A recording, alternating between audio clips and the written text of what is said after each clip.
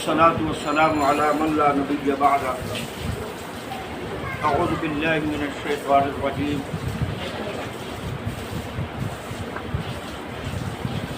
بسم الله الرحمن الرحيم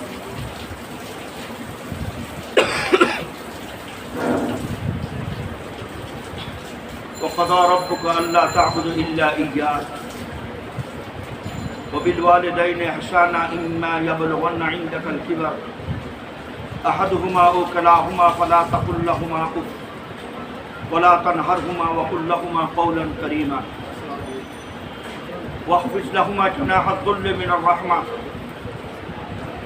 وقل رب ارحمهما كما ربياني صغيرا ربكم أعلم بما في نفوسكم إن تكونوا صالحين فإنه كان للأوابين غفورا صدق الله العظيم اللهم صل على محمد عبدك ورسولك وصل على المؤمنين والمؤمنات والمسلمين والمسلمات اللهم صل على محمد عبدك ورسولك وصل على المؤمنين والمؤمنات والمسلمين والمسلمات উম্মতের অতি সম্মানিত মুরব্বিয়ানে কেরাম, আজিজ তলাবা, মুহতারাম মুসল্লিয়ানে আযাম,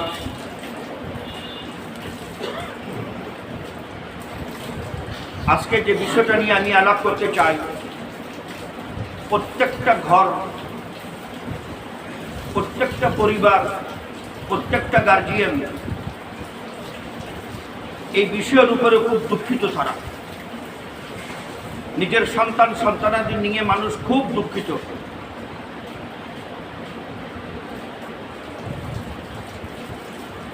কি শিক্ষিত পরিবার, কি অশিক্ষিত পরিবার, কি বড় পরিবার, কি ছোট পরিবার, কি বিত্তবান, কি গরিব,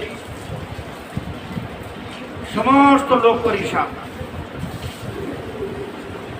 আল্লাহ তাআলা কোরআনে পাকের ভিতরে জিনিসগুলো দিয়েছে তালিমের জন্য, শিক্ষার জন্য। দুর্ভাগ্যের বিষয় হলো আমাদের এখানে যে তালিম, যে শিক্ষার রেওয়াজ পেয়েছে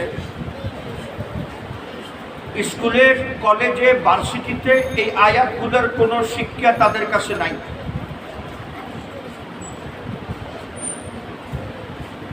পিতা মাতার কি অধিকার, কি শিখতে হবে, কি শিখতে হবে না,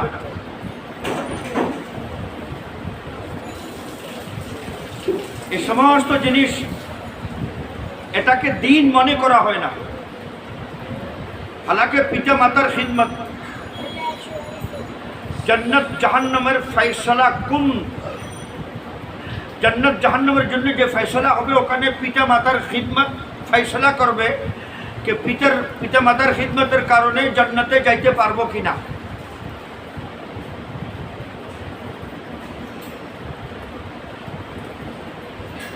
পিতার জন্য বহুত জিনিস সে আটকে যাবে সন্তানের প্রতি যদি সে ইনসাফ না করে, ন্যায় না করে। আমার ধারণা মতে, আমার বুঝ মতে, আমাদের এই মহাদেশে, উপমহাদেশে প্রত্যেকটা পিতা দুই জায়গায় আটকে যাবে আল্লাহর কিয়ামতের দিন। সে যত বড় ইবাদত নিয়ে যাক, যত বড় মুজাহিদা নিয়ে যাক, দুই জায়গায় সে আটকে যাবে। এক জায়গা উত্তর অধিকার সূত্রে যেই বিরাসতের তকসিম, যে ভাগ আছে, ওখানে সে আটকে যাবে। দুই নম্বর, সন্তানদের শিক্ষার বিষয়ে সে আটকে যাবে, কোনো সন্দেহ নেই। কেন, সন্তানের থেকে বড় সম্পদ পৃথিবীতে আর নাই। যে সম্পদ আমার মৃত্যুর পরেও আমার কবরের সামনে দাঁড়াইতে পারে, আমার জন্য মাগফিরাতের দোয়া করতে পারে, আমার জন্য সদকায়ে জারিয়া হইতে পারে, তার এক একটা আমল পিতার অ্যাকাউন্টে, স্বভাবের অ্যাকাউন্টে জমা হইতে পারে, এর থেকে পৃথিবীর বুকে বড় সম্পদ আর কি হইতে পারে।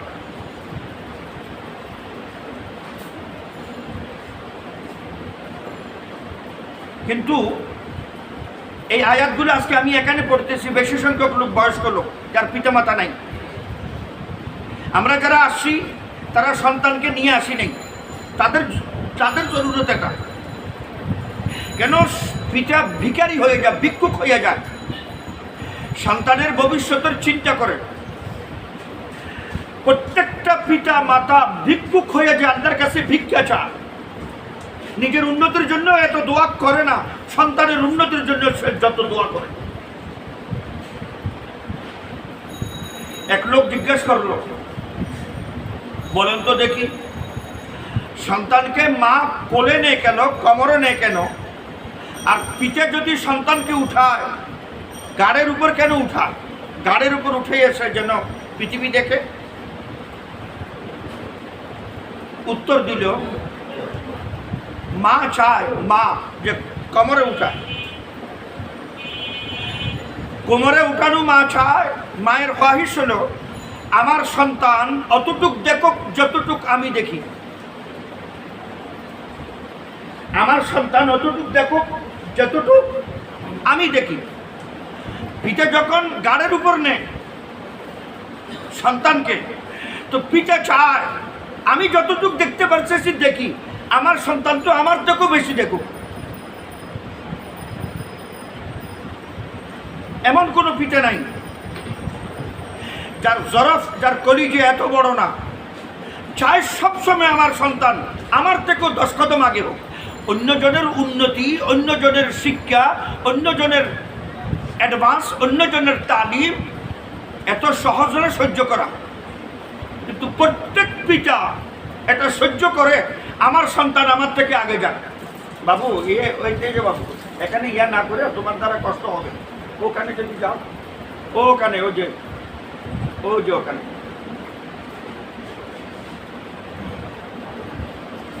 প্রত্যেক মানুষ চেষ্টা করেন।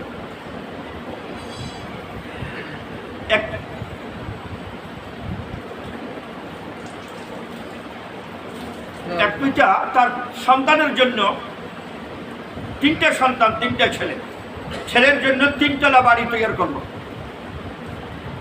3 তলা বাড়ি। সে চায় আমার সন্তানেরা একত্রিত থাক, এক জায়গায় থাক, বিচ্ছিন্ন যেন না হয়। প্রত্যেক পিতা এটাই চায়।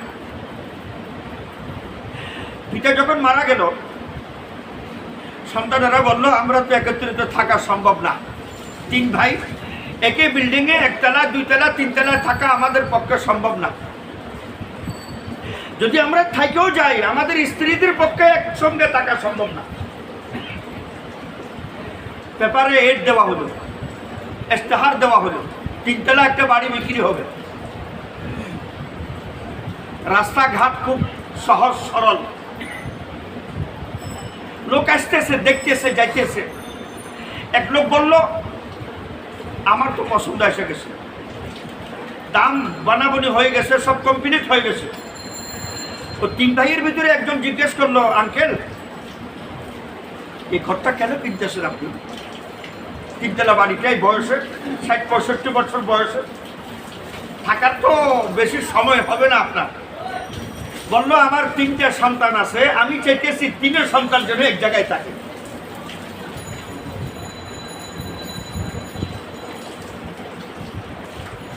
এই পিতা মাথা আটকে যাবে এক জায়গায়।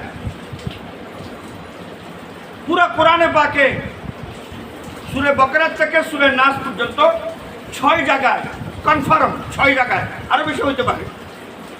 ওয়াবিল ওয়ালিদাইনি ইহসানা, তোমার পিতা মাতার সঙ্গে উত্তম ব্যবহার করো।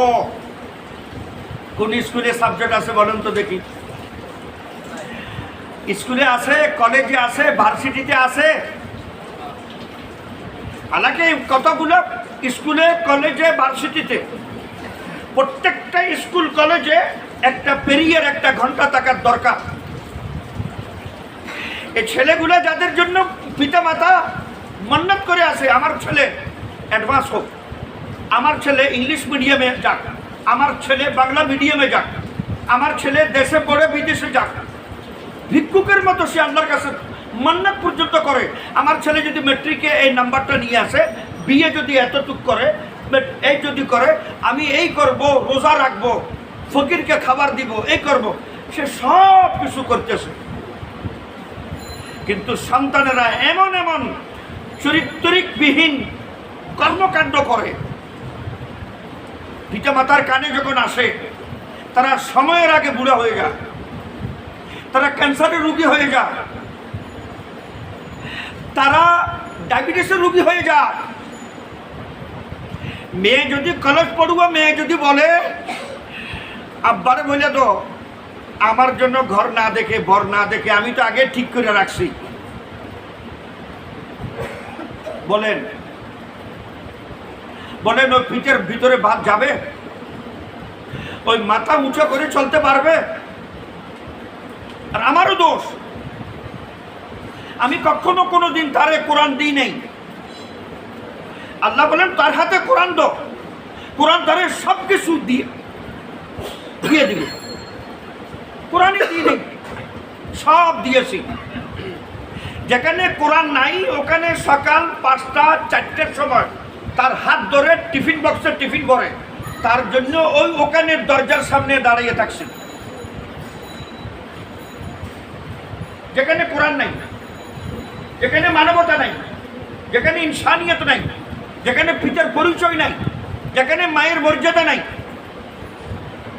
যারা পিতামাতা যদি থাকে তাদেরকে ক্লিয়ার হওয়ার জন্য, ভেজাল মুক্ত হওয়ার জন্য পিতামাতাকে বৃদ্ধ আশ্রমে রেখে আসে। যে শিক্ষা, যে দীক্ষা, যে তরবিয়ত, যে কিছু ওখানে রেখে আসে। ভাই ও ওখানে আসে তো ওখানে ওজুখানা ওখানে আসে, সব এখানে আসবে। ভাই মানুষ কিভাবে ডিস্টার্ব হয়?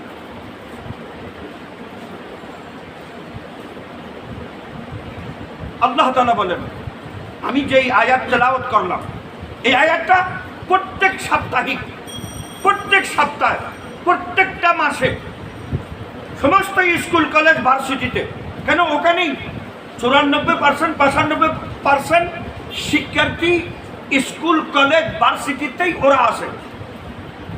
মাদ্রাসা কতটুকু আসে? হতদরিদ্র, ইয়তীম, অসহায়, পিতার কাছে টাকা নাই, মা বুয়ার কাজ করে, মান্নত করে রাখছিল, অসুস্থ ছেলে। কিছু মুরব্বী, কিছু লোক তবলিগে গেছে, বাপ তবলিগে গেছে, সন্তানকে মাদ্রাসা পাঠাইতেছে। সে বুঝতেছে সে বড় অফিসার, কোনো হাক্কানি আলিমের সোহবতে বসছে, হাক্কানি পীরের সোহবতে বসছে। মুরিদ এখন বুঝতেছে না, এখন আর অন্য প্রতিষ্ঠানে দেওয়া ঠিক হবে না, আমি এখন মাদ্রাসায় পাঠাই। ওই ওখানে হাজারে, শতে না হাজারে একা, প্রত্যেকটা ঘরের সমস্যা এটা। একবার মারিয়ে দেন, একবার যদি গুলি করে মারে দেন, বন্দুক মেরে মারিয়ে দেন, চাকু মেরে মারিয়ে দেন, মরে গেল। কিন্তু সন্তানেরা যখন ঘৃণাউনা হরকত করে, চরিত্রবিহীন হরকত করে, চরিত্র বিরোধী হরকত করে, পিতা মাতার কাছে যখন নলেজ আছে, বলেন আপনি বাইরে হলেন, সন্তানকে দেখতেছেন এমন জায়গায় যেখানে ইয়াবা খায়। কোনো কোনো গুণা তো নিজের পরিচয়ে গুণা হয় না, নিজের পরিচয় তো হয় না। একজন লোক জিজ্ঞেস করলো, আমার ছেলেটাকে দেখছেন? কোন ছেলে? এই নাম আব্দুল্লাহ, মনে করেন আব্দুল্লাহ, ও ও মদখোরদের সঙ্গে যে বসে, ইয়াবাখোরদের সঙ্গে যে বসে, আরেকজনের গুনাহ তার পরিচয়ের কারণ হয়ে গেল।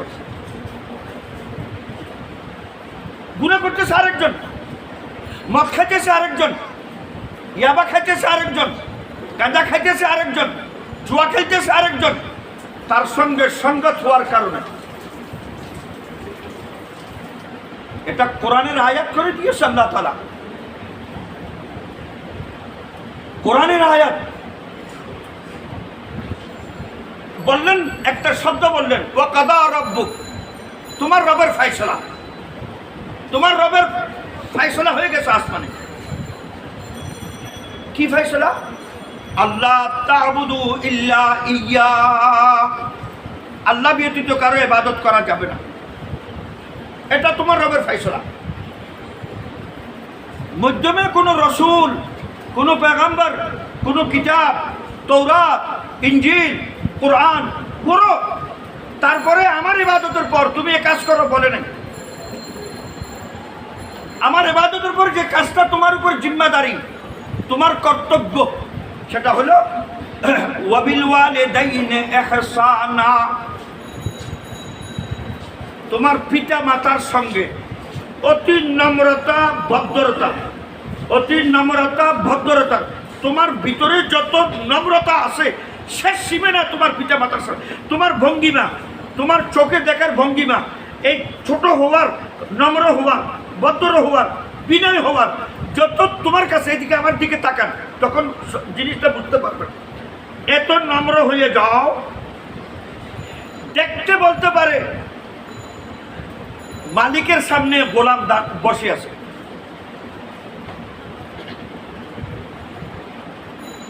ভাই একটু যদি ওখানে ওযুটা করে নেন,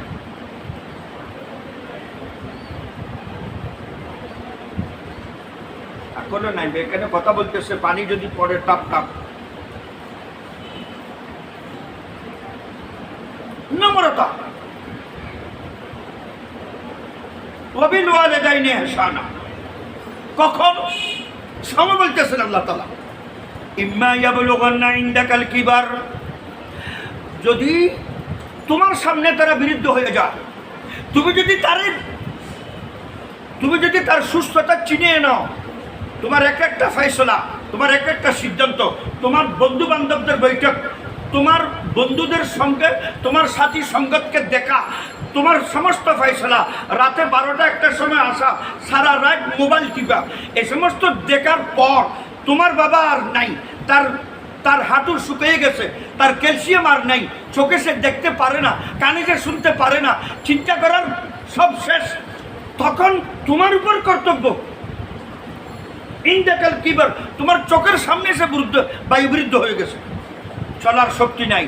যে আমাকে চালাইছিল সে আজকে চলতে পারতেছে না, যা আমাকে গাড়ি নিয়েছিল সে আজকে নিজে উঠতে পারতেছে না, যে আমাকে চালাইবার জন্য 2 হাত দিয়া আমাকে কদম চালানো, পা চালানো শিখাইছিল, সে আজকে পায়ে হাঁটার সম্বল রাখে না।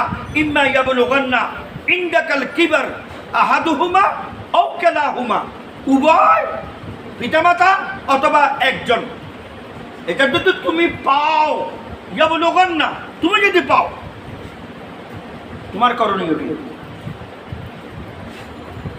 তোমার করণীয় কি? এখানে একটা কথা বলি, আমি বুঝার জন্য বলতেছি কথাটা। আমি নামাজে দাঁড়াবো, পুরা কোরআন খুলে নেন, নামাজে কিয়াম সম্পর্কে একটা শব্দ আসে নাই। কিয়াম এমনি হইতে হবে, 2 পা কেবলামুখী হইতে হবে, বুক কেবলামুখী হইতে হবে, চেহারা কেবলামুখী হইতে হবে, হাত কান অথবা এই পর্যন্ত উঠাইতে হবে, কোনো নামাজের তফসিল এখানে আসে নাই। ভাই ওখানে পানি আছে তো? ওখানে পানি আছে।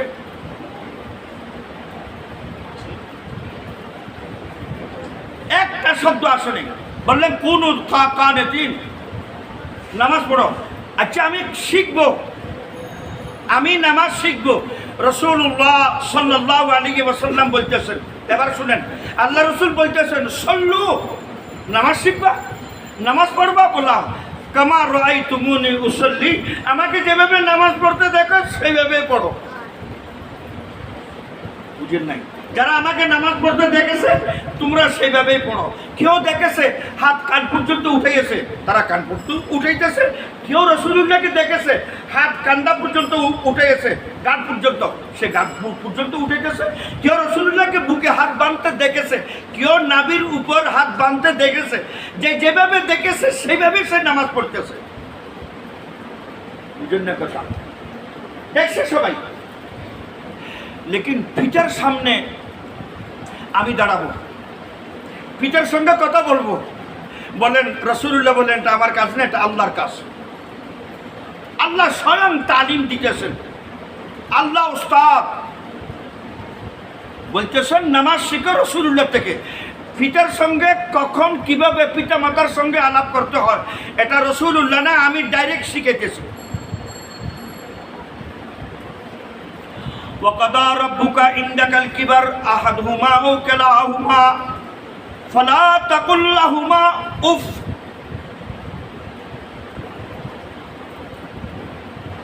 এমন কোনো কষ্ট দিও না তার মুখ থেকে উফ বাহির হয়, উফ শব্দটা বাহির হয়। সে কিছু বলতে পারতেছে না, সন্তানকে কিছু বলতে পারতেছে না, কিন্তু তার চরিত্রিক এক গুয়ামির কারণে, পিতা কিছু বলতে না পারার কারণে বলছে ওহো, এই ছেলেটা হওয়ার থেকে না হওয়াটাই ভালো ছিল, এই সন্তানটা হওয়ার থেকে না হওয়াটাই ভালো ছিল। শব্দ শুনেন, শব্দ, যদি মজা না পান টাকা ফেরত। ওয়ালা তাকুল লাহুমা উফ, প্রথম শব্দ উহ, তার শরীর থেকে উহ যেন বাহির না হয়, ভিতর থেকে। কেন? বাপ যখন সিনার থেকে ভিতর থেকে একটা শব্দ বাহির করে, পৃথিবীর সমস্ত আর্মি, সমস্ত শক্তি, আমেরিকা, লন্ডন, ফ্রান্স, জার্মান যদি সব একত্রিত হয়, আল্লাহর আরশ পর্যন্ত পৌঁছতে কেউ রাস্তায় বাধা দিতে পারে না। কেউ বাধা দিবে শক্তি নেই। চিন্তা করেন এবার। আমি মাঝে মধ্যে একটা উদাহরণ দিয়ে থাকি। এক ছেলে ছিল হযরতে আলকামা, যুবক ছেলে। তার মৃত্যুর সময় তার মুখে কলমা আসতেছে না। তার স্ত্রীর রাসূলুল্লাহকে খবর দিলেন। আল্লাহ রসুল তাড়াতাড়ি আসলো, বললো বলো লা ইলাহা ইল্লাল্লাহ, বলতেছে আর রাসূল বাইরে হইতেছে না। কে বলতেছে? বলতেছে কে? রাসূলুল্লাহ। চিন্তা করেন না বাপ, আমি তো হুজুরের দামন ধরলাম, दोस्त का दामन नहीं छोड़ेंगे। আমি তো কোন আশায় আর কোন ভুল ভ্রান্তিতে বসে আছি আমি। রাসূলুল্লাহ বলতেছে কলমা পড়ো, সে বলতেছে মুখে আসতেছে না। আল্লাহ রসুল জিজ্ঞেস করেন না কত নামাজ কাজা ছিল তার, মদ খাইছে কিনা, সুন্দর পড়ছে কিনা, নবীর সঙ্গে বেয়াদবি করছে কিনা, গোস্তাখে রসুল কিনা, জিজ্ঞেস করে নাই। প্রথম জিজ্ঞেস করলো তার পিতা মাতার ভিতরে কে জীবিত আছে। বললেন মা, বাবা তো নাই, মা জীবিত আছে। মায়ের সঙ্গে তার সম্পর্ক কেমন? বললো খুব খারাপ, মার সঙ্গে আমাকে সাক্ষাৎ করাও। আল্লাহ রসুল তার আলকামার মায়ের সঙ্গে সাক্ষাৎ করতে গেলেন। বললেন আলকামার সঙ্গে আপনার সম্পর্ক কেমন? বললেন না। যখনই মুখ খুলে এখানে ছিদ্র করে, এখানে গুলি মারে, এখানে ছলনি হয়ে গেছে ইয়া রাসূলুল্লাহ। সাহাবী রাসূল বলতেছেন ক্ষমা করে দাও ইয়া রাসূলুল্লাহ। এই কথাটা ছাড়া সব বলেন আপনি। তারে ক্ষমা করার যোগ্যতা, তারে ক্ষমা করার সাহস আমার কাছে নাই, যদিও আমার সন্তান, যদিও আমার সন্তান। রাসূলুল্লাহ জানে এমন গুনাহ, যে গুনাহ গলায় আটকাইয়ে গেছে, কালেমা বাহির করতে দিতেছে না। কি মনে করেন মারা গেলে 3 দিন 4 দিনে গরু জবাই করবে, হুজুর মিলাদ দিবে, আমি বকশিসে আমি হুরদের সঙ্গে জান্নাতে থাকবো? রাসূলুল্লাহ ব্রেনে আসে নাই কেন? অসুবিধা নাই, সে গেলে চাকগা, অসুবিধা নাই। আমি 3 দিন পরে গরু উট জবাই করে আমার আলকামার জন্য ইসরাইলি সওয়াব করব, আমি দোয়া করব সে জান্নাতে হুরদের সঙ্গে থাকবে। এই বুদ্ধি, এই জ্ঞান, এই বিবেচনা আমার রসুলের ইলমে আসে নাই কেন? আপনি মাফ করবেন না? বললেন আমার পক্ষে মাফ করা সম্ভব না। বললেন আচ্ছা ঠিক আছে। বেলাল বলা জি ইয়া রাসূলুল্লাহ, ঘরের আঙ্গনায় উঠানে কিছু লাকড়ি জমা করো। লাকড়ি জমা করা হলো। লাকড়ি যখন 10-12 কেজি হয়ে গেছে, তো ওই মা জিজ্ঞেস করলো লাকড়ি কেন জমা করতেছেন? বলে আপনি যখন ক্ষমা করবেন না, সে সোজা জাহান্নামে যাবে, আগুনে পুড়বে। ফিনারে খালিদিনা, ফিন্নার, জাহান্নামে যাবে, আগুনে অগ্নিদগ্ধ হবে। কোনো মা সন্তান অগ্নিদগ্ধ হোক এটা চায় না। আমি চাইতেছি আপনার চোখের সামনে তারে আগুনে দিই। বলল তবা তবা তবা তবে আমি তারে ক্ষমা করলাম। আল্লাহ রসুল বললেন, দৌড়ে গেলেন, দৌড়ে গিয়ে দেখতেছে তার মুখের থেকে বাহির হইতেছে আশহাদু আল্লা ইলাহা ইল্লাল্লাহু ওয়াহদাহু লা শারীকা লাহু ওয়া আশহাদু আন্না মুহাম্মাদান আবদুহু ওয়া রাসূলুহু। তারপরে সে দুনিয়া থেকে বিদায় নিল। এমন গুনাহ যে গুনাহ গলায় আটকাইয়া যায়। আমি নামাজি, রাসূলুল্লাহ সাহাবী, আলকামা রাসূলুল্লাহ সাহাবী, আল্লাহ রসুলের পিছনে নামাজ পড়তেন। নামাজ উনি আলাদা পড়তেন না, ইনি ওয়াহাবির মসজিদ, ওই মসজিদ, বেদাতের মসজিদ আলাদা পড়বো, বাড়িতে পড়বো নাই, রসুলের পিছনে নামাজ পড়তেন। আল্লাহ রসুলের সঙ্গে জিহাদও করতেন। মৃত্যুর সময় কলমা আসতেছে না, কারণ কি? মা নাকশ, মাকে কষ্ট দিয়েছে।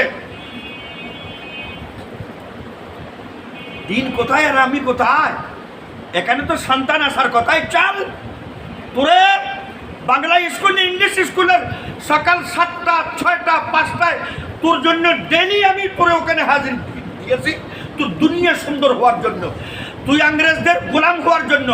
আয় তুই আল্লাহর গোলাম হ, আমার চোখের নয়ন মণি হ, আমার কলিগের শীতলতা হওয়ার জন্য। তোর ভিতরে কোরআন আসক, তুই আমার সঙ্গে আয়। এখানে কোরআনের কথা হয়, আমার পরিচিতি হয় আমি কে, আমি ফিটা, আমার মর্যাদা আমার রব বয়ান করতেছেন, শান আমার, জুবান আল্লাহ।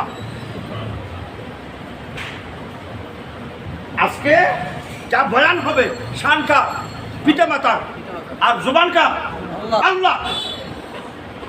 মানুষ আল্লাহর প্রশংসা করে, আল্লাহর তারিফ করে, আল্লাহর শান বয়ান করে। আল্লাহ বলতেছেন আমার জুবান থেকে শুনো পিতা মাতার শান কি। মনে করতেছি সন্তান, সন্তান তো বাস রাখেন। আপনি যখন দোয়া করেন, দোয়া কবুল হয় আল্লাহর কাছে। হ্যাঁ, সৌভাগ্যবান সন্তান তারা যারা সফলতাকে পিতা মাতা দেখতে পায়। রাসূলুল্লাহ সাল্লাল্লাহু আলাইহি ওয়াসাল্লাম পর্যন্ত আফসোস করে গেলেন, আহা আমার মা যদি জীবিত থাকতো, আমি এশারের নামাজের জন্য দাঁড়িয়ে যেতাম, আমি সূরা ফাতিহা পড়তাম, একটা সূরা পড়তাম, আমার মা পিছন থেকে বলতো এ বেটা মুহাম্মদ, আমি নামাজ বন্ধ করে বলতাম লাব্বাইক ইয়া উম্মি, আম্মা জান লাব্বাইক, আমি হাজির আছি মুহাম্মদ। আল্লাহ রাসূল আমি নামাজ ভঙ্গ করে বলতাম। ওলামারা লিখেছেন মা যদি ডাক দে নামাজ ভঙ্গ করে তারে বলো হাজির আছি বা নামাজ পড়বা। মা অসুস্থ, পিতা অসুস্থ, বাড়ি কেউ নাই, লোডশেডিংয়ের ভয়, এশার আজান হয়ে গেছে, আপনার জীবনে কখনো তাকবীরে তাহরিমা ফৌত করেন নাই। আল্লাহর হক আজানের সঙ্গে সঙ্গে দুইটা হক আল্লাহর আপনার উপরে এসে গেছে। একটা হলো নামাজ পড়া, আর একটা হলো সেই নামাজটা যার জন্য পড়তেছি তার ঘরে আইসা তার মেহমান হয়ে আদায় করা। কয়টা হক হয়ে গেল? কয়টা? দুইটা হক। এখন ফিটা বলতেছে তুই মসজিদে যাস না, নামাজ এখানেই পড়, তুই গেলে আমার ভয় লাগবো, তুই গেলে লোডশেডিং হবো, আমার ভয় লাগবে। মা বলতেছে, ফিটা বলতেছে, আমার রব বলতেছে আমি একটা হক ছেড়ে দিলাম, তোরে মসজিদে আসতে হবে না, তুই ফিটার সঙ্গে থাক, ওখানেই সারে নামাজ পড়। আমি একটা হক ছেড়ে দিয়েছি। আর যদি তুমি ওই সময় পিতাকে ছাড়া, মাকে ছাড়া, ওদেরকে অন্ধকারে রাখিয়া, ওদেরকে কষ্ট রেখে যদি আসো, গুনাহগার হবা। এই নামাজের স্বভাব ফরজ আদায় হয়ে যাবে, এই নামাজের স্বভাব তোমাকে জান্নাত পর্যন্ত পৌঁছাবে না।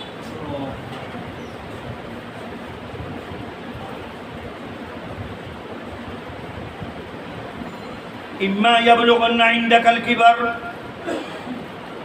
আহাদুহুমা ও কিলাহুমা ফালা তাকুল লাহুমা উফ উফ উফ।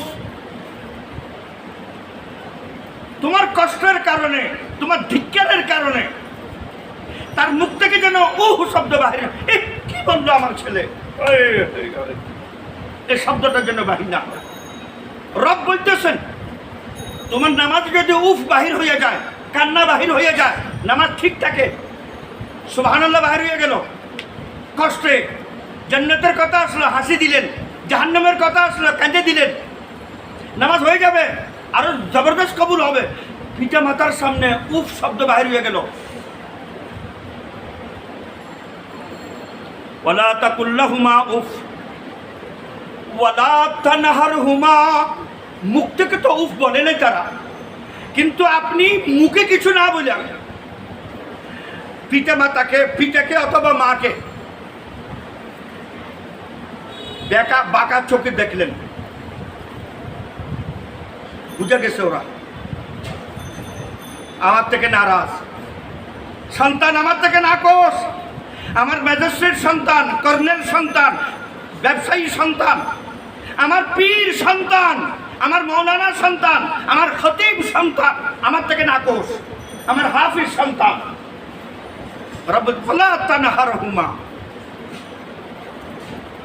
নাহার বলা হয় যেটাকে তিরিচা আঁকা বাঁকা চলা, চোখ বাঁকা করে দেখা, মুখে কিছু বলেন নাই। কোরআন বলতেছে, কোরআন যেটা দিয়া বকশিসের সামান করেন। হুজুর আব্বা মারা গেছে, এক খতম কোরআন। হিন্দি ভাষায় একটা কথা আছে, जीते पिता की पूछी ना बात, मरे पिता को दूध और भात। পিতা যখন জীবিত ছিল কখনো জিজ্ঞাসাই করি নাই। পিতা হাত কাঁপতে কাঁপতে মারা গেছে, সন্তানের হাতে ওষুধের স্লিপটা দিব, যা ওষুধ নিয়ে দেখা হয় নাই। আপনি 3টার সময়, রাত 2টা 2:30টার সময় আসেন, আর পিতা মারা যাওয়ার পর দুধ আর ভাত এই মেলা চলতেছে, খাবার চলতেছে। আল্লাহ তাআলা বলেন, বাচ্চা মাশাআল্লাহ, এত সহজ তো না ভাই যে পিতা সব সময় দোয়া করে, সব সময় আল্লাহ আমি কি মোকামে আসি, আমার থেকে উঁচা মোকাম দাও। প্রত্যেক পিতা এটা চায় আমি যতটুকু আসি, আমার 5টা বাড়ি আছে ঢাকা, মনে করেন আমার চাইবো আমার সন্তানের, আমি 5টা তো রেখে যাব, সে যেন আরো 5টা বাড়িয়ে নেয়।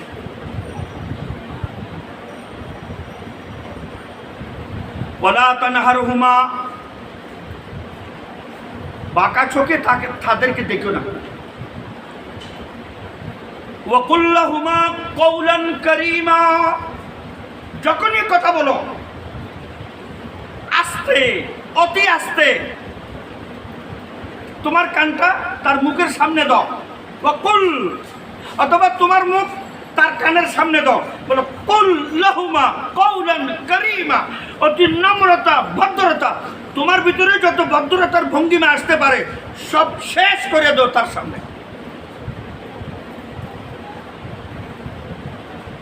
আছে পাইছেন 18 কোটির ভিতরে একজন দেখেন তো, 18 জন তো দূরের কথা, একটা ঘরানা দেখেন যেটা না দিন আছে, দিন, নামাজের নাম দিন না, তালিমের নাম দিন না,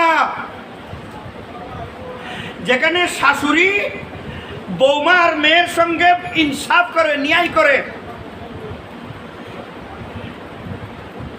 শাশুড়ি বৌমাকে হুকুম দেয় না, দিনদার ঘরানা। আস্তে কথা বলে, বাবার ঘুমের কষ্ট যেন না হয়, বাবার আরামে যেন ডিস্টার্ব না হয়, বাবার পছন্দনীয় বাজার থেকে মার্কেট, কেন বাবা আমার পছন্দনীয় মার্কেট নিয়ে আসছিল, আমি কি খাই কি পছন্দ, ওইটাই বাজার থেকে, মাছ বাজার থেকে, গোস্তের বাজার থেকে, ওই গোস্তটা, ওই রানের মাংসটা, মগজটা, ফ্রাইটা ওখান থেকে নিয়ে আসছিল, যেটা আমার পছন্দ। আমি তো আজ পর্যন্ত বাবার পছন্দের একটা বাজার একদিনও বাজার করি নাই, একদিন বাজার করিনি আমি।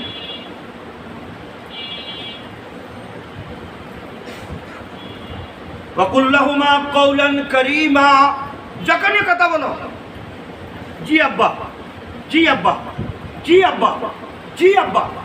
ওটা একটা ঘটনা আছে না, বাবা একদিন ডেকে বলতেছে, এদিকে এত, আজকে কি বার? আজকে বুধবার। কি বার? বুধবার। কি বার? বুধবার। কি বার?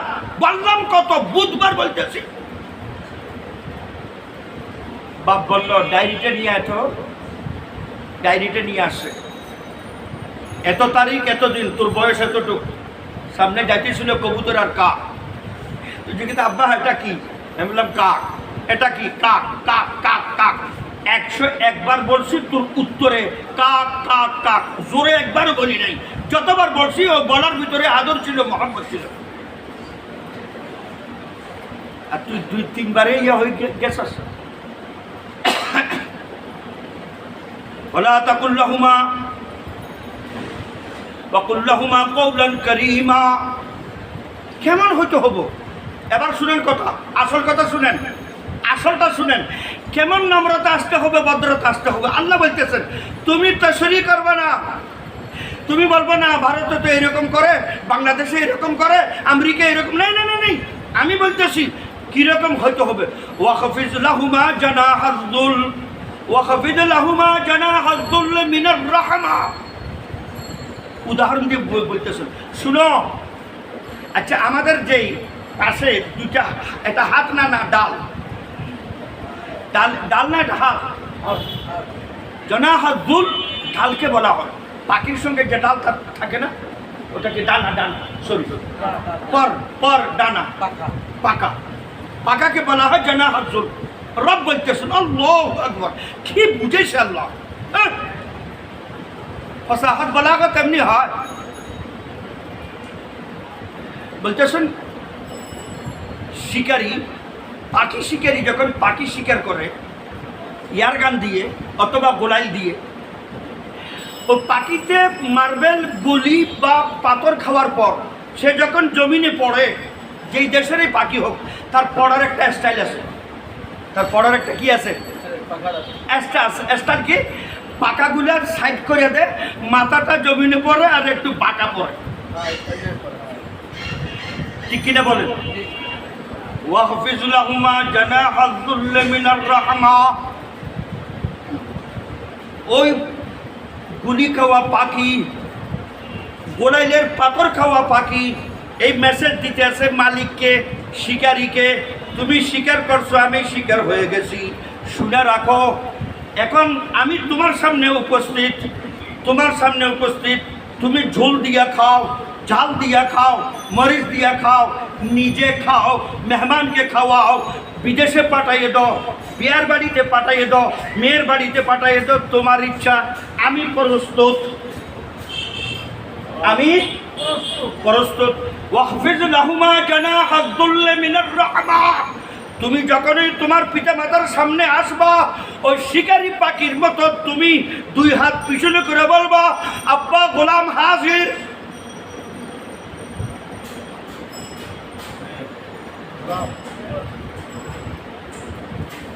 ভাই কোথায় বলছে? আল্লাহু আকবার তো সুবহানাল্লাহ কিছু নাই এখানে। আমি ওই মৌলবীদের মতো বললাম বড় সুবহানাল্লাহ, বড় জোরে জোরে, আরো জোরে সুবহানাল্লাহ বলেন, আরো জোরে আল্লাহ। আপনারা নিজের থেকে বলতে পারেন না? এই শব্দগুলো নিজের থেকে বলা, কেউ বললে বলবেন তা না। আল্লাহ রসুল কখনো কোনো সাহাবীকে বলে নাই আমার বয়ান শুনে তোমরা সুবহানাল্লাহ বলো, বলে নাই। আল্লাহ রসুল বয়ান করতেছে, পছন্দ আসছে, একদম জেহেন ঘুরে গেছে, দিমাগ ঘুরে গেছে, তাদের ভিতর থেকে বাইরে হয়ে গেছে আল্লাহু আকবার, সুবহানাল্লাহ, আলহামদুলিল্লাহ। এটার জন্য বলতো ওই যারা যারা প্রফেশনাল বক্তা, তাদের কাজ কি? আরো জোরে সুবহানাল্লাহ বলে, জোরে আলহামদুলিল্লাহ। আলহামদুলিল্লাহ বলবেন না, আলহামদুলিল্লাহ বলবেন না। দেখো ভাই, এটা কিনা আলহামদুলিল্লাহ সে নিজে বলবে না, আপনি বলাইবেন তারে। বুঝেন না কথা?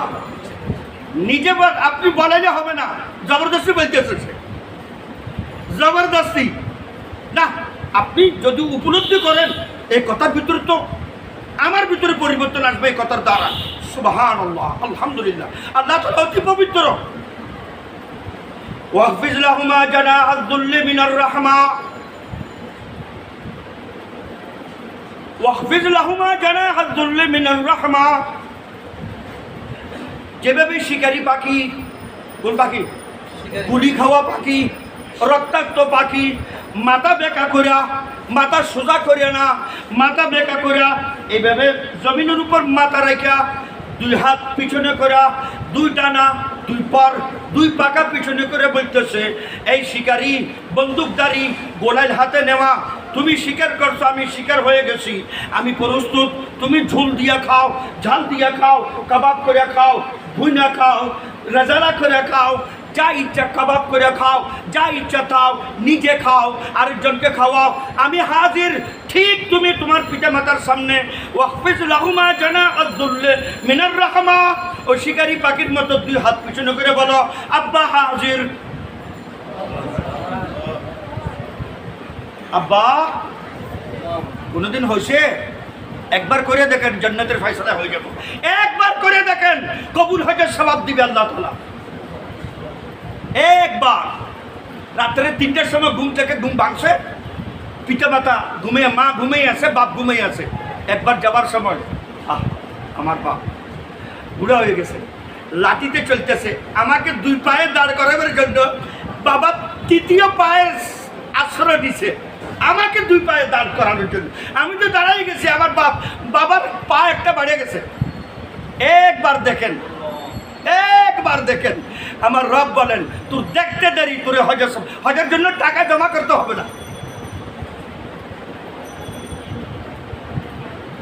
স্বভাব তো আসে, স্বভাব তো আসে। সন্তানকে তো নিয়ে আসেন নাই, কারে শুনাবেন? কবরের পারে যে আব্বা বয়ান শুনে মাত্র আসতেছি, আব্বা আমি মুসলমান হওয়ার আগে আপনি চলে আসেন কবরে, বাইরেও না আব্বা একটু খেয়াল।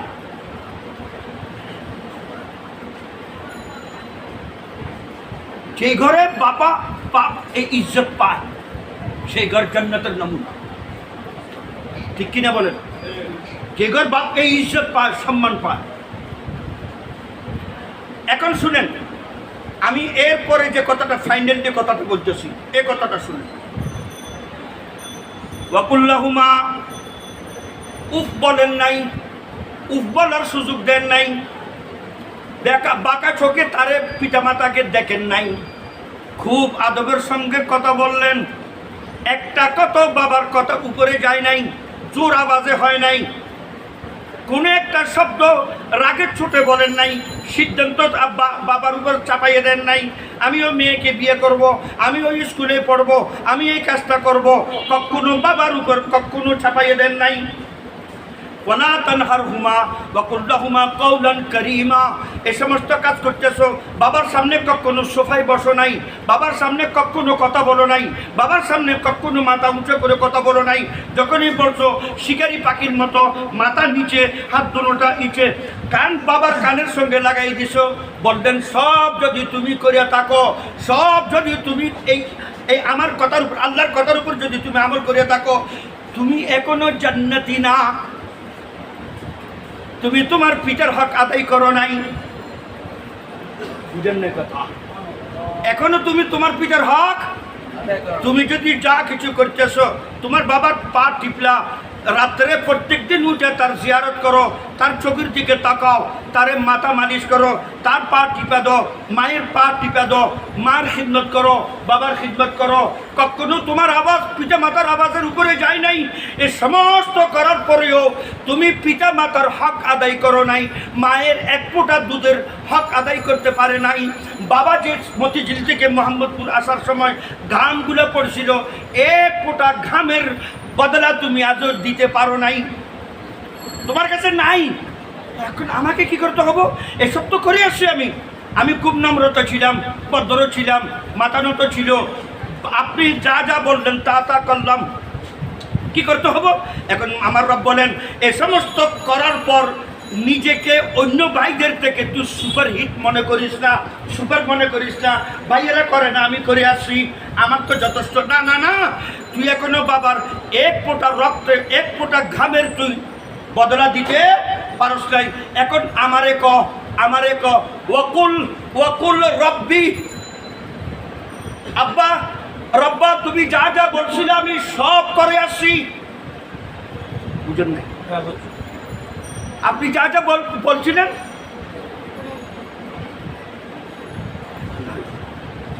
আমি সব করছি। এখন রব বললেন না না না, তোর কাছে দেবার মতো নাই, এক ফোঁটা গামের তুই ওষুধ দিবি, এক ফোঁটার তুই মূল্য দিবি, এই অবদান তোর কাছে নাই। তুই কি করতে হবে? যার কাছে আছে তার কাছে অ্যাপ্লাই কর। কার কাছে আছে বলেন?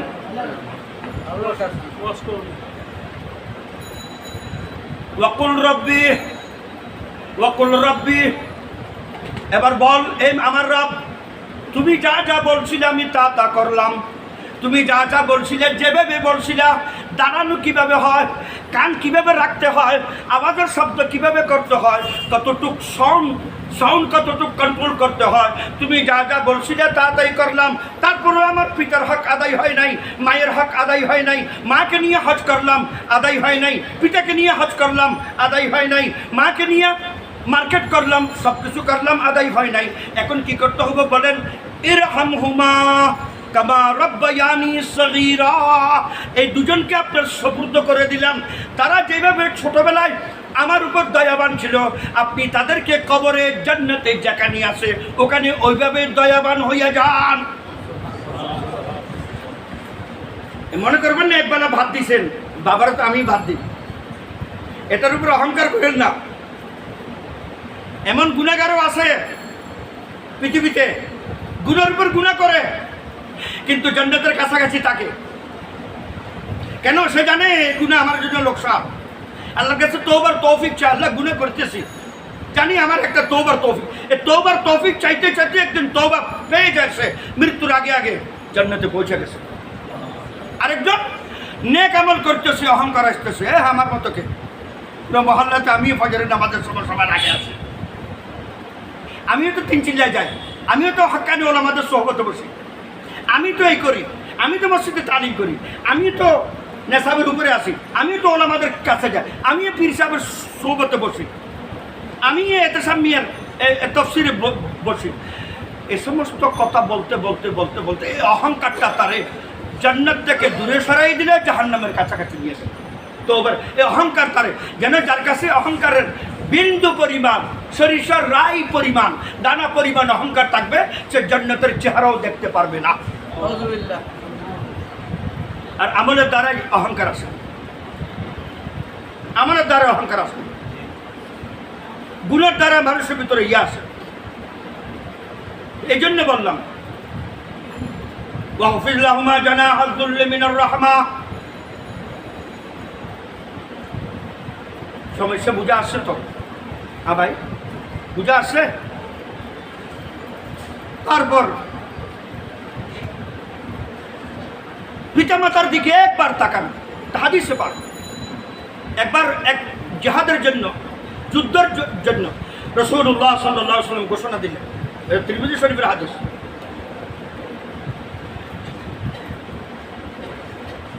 এক পিতামাতার একে সন্তান, সে ঘরে গেছে, ঘরে গিয়ে তলবারি নিছে, তলবারি নেওয়ার পর আসতেছে সে, পিতা মাতা তো তারে বাধা দিল, যাইস না, বলে না আমি রাসূলুল্লাহর সঙ্গে জান্নাতে যাব, জিহাদে যাব, কাফিরদের সঙ্গে জিহাদে যাব, আমার যেতে দেন। সে আসতেছে, আল্লাহ তাআলা ওহীর মাধ্যমে বলে দিলেন যে পিতা মাতাকে কষ্ট দিয়ে আসতেছে। ছেলেটা চলে আসলো, পিতা কান্নাকাটি, বাধা দিল, মানে নাই, মা বাধা দিল, মানে নাই, চলে আসতেছে। আল্লাহ রাসূল জিজ্ঞাসা করলো, আসছো তুমি? বলে হ্যাঁ ইয়া রাসূলুল্লাহ। ঘরে কি আছে?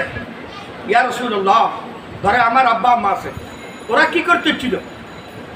আমাকে বাধা দিল, আমি যখন বাধা মানি নাই তারা কান্নাকাটি করতেছিল। আল্লাহু আকবার। রাসূলুল্লাহ বলতেছে, ইরজা, ফেরত যাও, ফেরত যাও। আযহাকাহুমা কামা আবকাইতাহুমা, তুমি যেভাবে কান্না জড়িত অবস্থা রেখে আসছিলা, তুমি ফেরত যাও। তোমার দেখলে তারা হাসে উঠবে, আর তাদের হাসির ভিতরে তোমার জান্নাত আছে, তাদের কান্নার ভিতরে তোমার জান্নাত নাই। কোথায় আসি, কি কি দিন মনে করতেছি? ও ভাই, কোন জিনিসকে দিন মনে করি? কোরআন শরীফের 15 নম্বর পারা, এদিকে অর্ধেক এদিকে অর্ধেক, একদম কেউ যদি মধ্যমে খোলে এই আয়াতগুলাই আসবে, এই আয়াতগুলাই আসবে। রাসূলুল্লাহ সাল্লাল্লাহু আলাইহি ওয়াসাল্লাম 57 বছর পর, কয় বছর পর? 57 বছর পর মায়ের মোহাব্বত জাগৃত হলো, হজের জন্য আসতেছে। হজের জন্য আসার পথে আবওয়া নামের যে জায়গাতে তার আব্বা আম্মা দাফন ছিল, হযরতে আমেনা, ওখানে রাসূল সাল্লাল্লাহু আলাইহি ওয়াসাল্লাম ওখানে স্টে করলেন, কবরের পাশে পড়ছিলেন। কান্নাকাটি শুরু করলো। বহুত রেবায়েত আছে 57 বছর পরেও রাসূল সাল্লাল্লাহু আলাইহি ওয়াসাল্লামের মোহাব্বত, মায়ের মোহাব্বত, বাপকে তো দেখে নাই, বাপের মোহাব্বত তো দেখে নাই। দুনিয়াতে আসার 6 মাস আগে আল্লাহ তাআলা উঠাই নিয়েছে। কেন? আল্লাহ নিজের নিগরানি করবে রাসূলুল্লাহ, আল্লাহ নিজের তত্ত্বাবধানে রাসূলুল্লাহকে তালিম শিক্ষা দিবে, এই জন্য পিতাকে উঠাই নিয়েছে।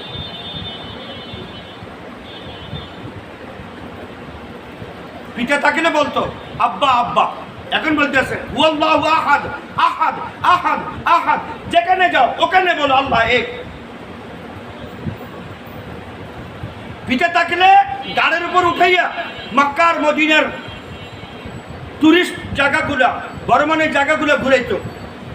আমার আল্লাহ বললেন, ইয়া রাসূলুল্লাহ, মন ছোট করেন না, বাপকে উঠাই নিছি, ঘুরার ইচ্ছা হইতেছে, আমি জিবরিলকে পাঠাই দিব, তার ঘাড়ের উপর বসে জান্নাত পর্যন্ত সাইড করে যাবে। আসার পথে ইজ্জত দিব। আল্লাহ রসুলকে তখন ইজ্জত দিলেন যখন মক্কায় ছিলেন। আল্লাহ রসুল মক্কাতে তখন বাদশাহ ছিল না, সরকার ছিল না, রাসূলুল্লাহর হাতে সরকার ছিল না। কুলিল্লাহুম্মা মালিকাল মুলক, আল্লাহ যদি কাউকে সরকার প্রদান করেন, ক্ষমতা দেন, তার অর্থ না তাকে ইজ্জত দিয়েছে, না। কুলিল্লাহুম্মা মালিকাল মুলক, আল্লাহ হলে আসল বাদশাহ, রাজত্ব কার? আল্লাহর। তুতিল মুলক মান তাশা, যারে চাইবে আমার আমাল মতে, আমল সুন্দর হবে, ভালো লোক আমার উপর বসাই দিবে, আমল খারাপ হবে, জল্লাদের মতো লোক আমাদের উপর বসাই দিবে। আমালুকুম উম্মালুকুম, আমার আমলে ফয়সালা করবে, আমার উপর কে বসবে। বুঝেন না কথা? হ্যাঁ, আমি যদি 200 টাকার ট্রাফিক সিগন্যাল ভাঙ্গিয়া 200 টাকা ঘুষ দিয়ে 500 টাকা বাঁচাই, তাহলে আমার উপর তো আরো বড় ঘুষখোর চাপাই দিবে আল্লাহ তাআলা। কুলিল্লাহুম্মা মালিকাল মুলক তুতিল মুলকা মান তাশা ওয়া তানজিউল মুলকা মিম্মান তাশা, আল্লাহর এখতিয়ার, যারে ক্ষমতা দিবে, কারে ক্ষমতা দিবে আল্লাহর এখতিয়ার, কার থেকে ক্ষমতা ছিনিয়ে নিবে কার এখতিয়ার। ক্ষমতার সঙ্গে ইজ্জত আছে তা না, ওয়াত ইজ্জু মান তাশা, ওয়াও দিয়ে পার্থক্য করে দিলেন। ক্ষমতা একটা জিনিস, ক্ষমতাতে থাকা সত্ত্বেও বহুত লোক বেইজ্জত হয়ে যায়। ক্ষমতায় আছে কিন্তু বেইজ্জত হইতেছে, আছে কি নাই? এই যে শ্রীলঙ্কা কিছুদিন হইল না, ক্ষমতা থাকা অবস্থা প্রেসিডেন্ট পালাইছে কিনা বলেন না ভাই? ক্ষমতা একটা জিনিস, রাসূলুল্লাহর কাছে তখন ক্ষমতা নাই। ওয়াত ইজ্জু মান তাশা, বাইতুল মুকাদ্দাসের সফরে গেলেন, ইজ্জতের সফর, 1,24,000 পয়গম্বর, মুসল্লি, আমার রাসূল ইমাম, ইজ্জত না বেইজ্জতি? ইজ্জত। তার থেকে চলে গেলেন সিদরাতুল মুনতাহা, ওখানে জিবরিল বলল, আগর ইকসরে মুয়ে বরতর পরম ফরোগে তাজাল্লি বসুজত পরম, আমার তো সীমানা এতটুক, উপরে আমার যাবার অনুমতি নাই।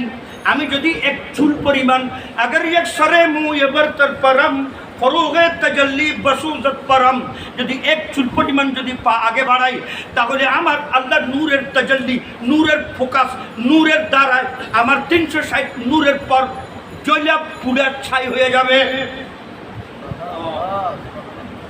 আমি একা যাব না? আপনার একা যান। এই একা যাওয়া আল্লাহর সঙ্গে সাক্ষাৎ করতে যাওয়া। আসরা বিআবদিহি লাইলান মিনাল মসজিদিল হারাম ইলাল মসজিদিল আকসা বারাকনা হাওলাহু লিনুরিয়াহু, যা আল্লাহ দেখাইতেছে তারে, এটা কি ইজ্জত না বেইজ্জত? ইজ্জত। এটা তো ইজ্জত।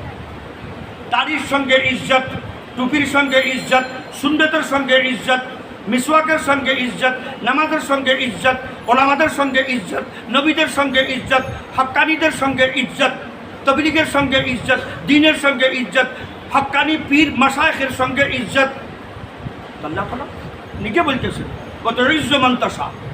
ইলমের সঙ্গে ইজ্জত, কোরআনের সঙ্গে ইজ্জত, মাদ্রাসার সঙ্গে ইজ্জত, মসজিদে বসা ইজ্জত, আল্লাহর ঘরে বসতে থাকার ইজ্জত। ওয়া তুইজ্জু মান তাশা ওয়া তুযিল্লু মান তাশা। বাদশাহ হাতের সঙ্গে, রাজত্বের সঙ্গে, ক্ষমতার সঙ্গে ইজ্জতের সম্পর্ক নাই।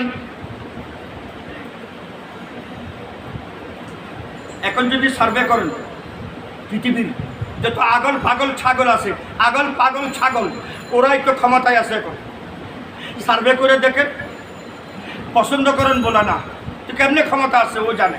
রাতের ভোটে আসছে কি দিনের ভোটে আসছে, কেমনে আসছে ওরা জানে। এই জন্য পিতা মাতার অধিকার।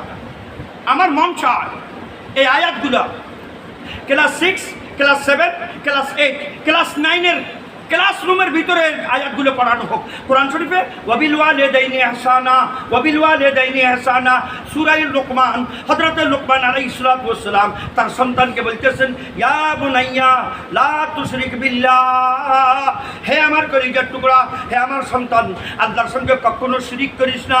তুই মহিলার সঙ্গে, মহিলার পিছে পিছে যাস না। কেন? মহিলা তোর ইজ্জত খাবে, তোরও খাইয়ে নিবে, তোর সম্পদও খাইয়ে নিবে।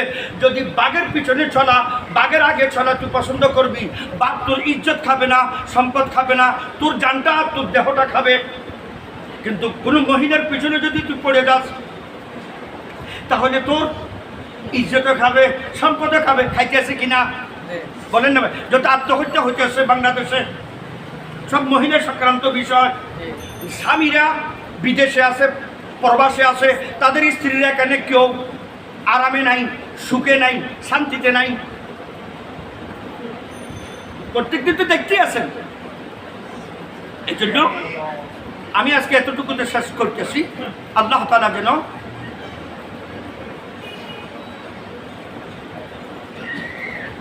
এক লোক জিজ্ঞেস করলো, দুনিয়ার সবচেয়ে কঠিন কাজ কি? এক বুদ্ধিমান লোক উত্তর দিল। উত্তরটা শুনেন, এটাই হলো শেষ কথা। বললো, নিজের চোখে নিজের পিতা মাতাকে বিরুদ্ধ হইতে দেখা, অসহায় হইতে দেখা, কোমরকে ঝুঁকাইতে দেখা, কোমরকে নমনীয় হইতে দেখা, চোখের দৃষ্টি কম হইতে দেখা, কানের শোনার শক্তি কম হইতে দেখা, উঠার সময় নিজে উঠার শক্তি নেই এটা দেখা। এটা হলো দুনিয়ার পৃথিবীর সবচেয়ে কঠিন সময়।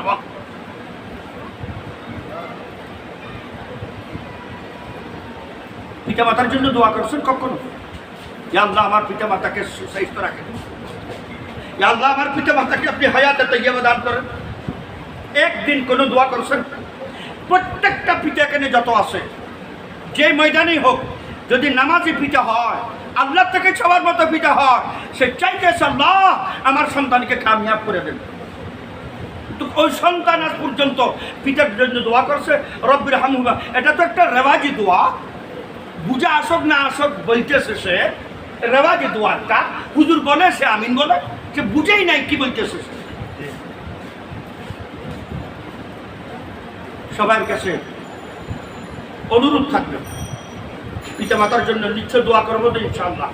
যাদের আছে, জীবিত আছে, আল্লাহ আমার পিতা মাতাকে হায়াত দান করেন, তাদেরকে মুহতাজ করেন না, তাদেরকে মুহতাজ করেন না, তারা যেন কারো মুখাপেক্ষী না হয়। এক লোক জিজ্ঞেস করলো, যদি কেউ আল্লাহ তাআলা বলে আপনাকে এলহামের মাধ্যমে, ঘুমের মাধ্যমে, স্বপ্নের মাধ্যমে, তুমি একটা দোয়া করো, যে দোয়াটা আমি এক্ষুনি কবুল করব, তো তুমি কি চাইবে আল্লাহর কাছে? সে লোক বলতেছে, আমি শুধু এতটুকু চাইবে, আল্লাহ যাদের পিতা মাতা আছে তাদেরকে যেন অসুস্থতা না করো, রোগ না দাও, তারা যেন কারো মুখাপেক্ষী না হয়। আমার এটাই দোয়া। যাদের পিতা মাতা জীবিত আছে তারা যেন মুহতাজ না হয়। যাদের স্ত্রী নাই বৃদ্ধ বয়সে, আমি মাঝে মধ্যে বলে থাকি, দুটো মৃত্যু অতি কষ্টদায়ক, দুটো মৃত্যু অতি কষ্টদায়ক। একটা দুধের শিশুর মা যদি মারা যায়, ওই ঘর থেকে জিজ্ঞেস করেন মৃত্যু কারে কর, ঘর থেকে জিজ্ঞেস করেন মৃত্যু কার না, হাড়ে হাড়ে মিনিটে মিনিটে ঠের পান মৃত্যু কারে কর। মা তো দফন করে আসছেন, ছেলেটা দাদির কোলেও না, ফুপির কোলেও না, দাদার কোলেও না, মামার কোলেও না, নানির কোলেও না। কেন? বুক ছিঁড়ে দুধ দেওয়ার মতো তো কেউ নাই। দুধের নিজাম রাখছে কোথা? এদিকে খাইতে থাকবে, ওইদিকে মায়ের চেহারা দেখতে থাকবে। সিস্টেম করছে কোথায়? গরু ছাগলের সিস্টেম কোথায়? আর মায়ের দুধ বাইরের দুধের রিজিকের সিস্টেম করলো কোথায়? এক নম্বর এটা। 2 নম্বর, 60 বছরের পরে যদি বুড়ের বউ মারা যায় আগে, ও লোকটাকে জিজ্ঞেস করে মৃত্যু কারণ হলো ডেলিভারি, সকালে একবার বিকালে একবার।